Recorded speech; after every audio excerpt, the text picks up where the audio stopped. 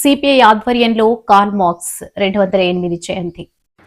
ప్రపంచ మార్క్సిస్ట్ మేధావి, నీతి నిజాయితీ నిబద్ధతకు మారుపేరు కార్ల్ మార్క్స్ అని సిపిఐ జిల్లా కార్యవర్గ సభ్యుడు మరిపిల్ల పైడిరాజు నివాళులర్పించారు. మార్క్స్ 208వ జయంతిని సందర్భంగా విశాఖ జిల్లా భీమిలి నియోజకవర్గం మధురవాడ జీవీఎంసీ 5వ వార్డు నగరంపాలెంలో పార్టీ ఆధ్వర్యంలో నిర్వహించారు.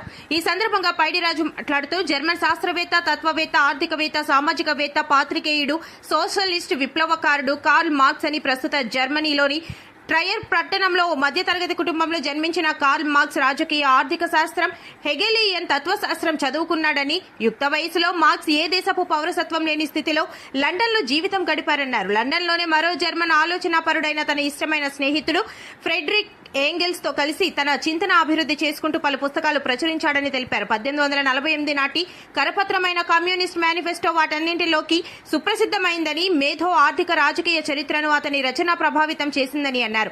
మార్క్స్ రాసిన పెట్టుబడి గ్రంథం ప్రపంచ వ్యాప్తంగా అన్ని భాషలలో ముద్రణ చేశారని తెలిపారు. ఈ కార్యక్రమంలో సిపిఐ ఏరియా కార్యదర్శి వాండ్రాసి సత్యనారాయణ, బి కేశవయ్య, అప్పలకొండ, జగ్గాస్వామి, రామ్ మహేష్, ఎంఎస్ కుమారి, లక్ష్మి తదితరులు పాల్గొన్నారు.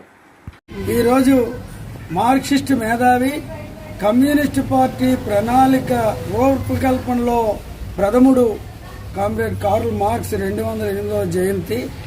208 సంవత్సరాల కిందట జర్మనీలో జన్మించినటువంటి కార్ల్ మార్క్స్ ఈ దేశంలో సామాన్యులు, కార్మికులు ఎదుర్కొంటున్న సమస్యలు పరిష్కారం కోసం ప్రపంచవ్యాప్తంగా అనేక దేశాల్లో పర్యటన చేసి కార్మిక స్థితిగతులను అధ్యయనం చేసి ఈ కార్మికులు, సామాన్యులు సస్యశ్యామలంగా ఉండాలంటే ప్రజలందరిది సొత్తు ప్రభుత్వపరం అవ్వాలి, ప్రజలందరూ సస్యశ్యామలంగా ఉండాలి అన్న నినాదంతో కార్ల్ మార్క్స్ కమ్యూనిస్ట్ మేనిఫెస్టో రాశాడు.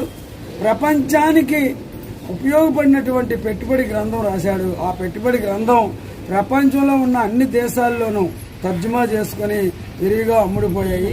కార్మికులకి ఎంతో ఉపయోగం ఆ గ్రంథంలో ఆయన రచించాడు.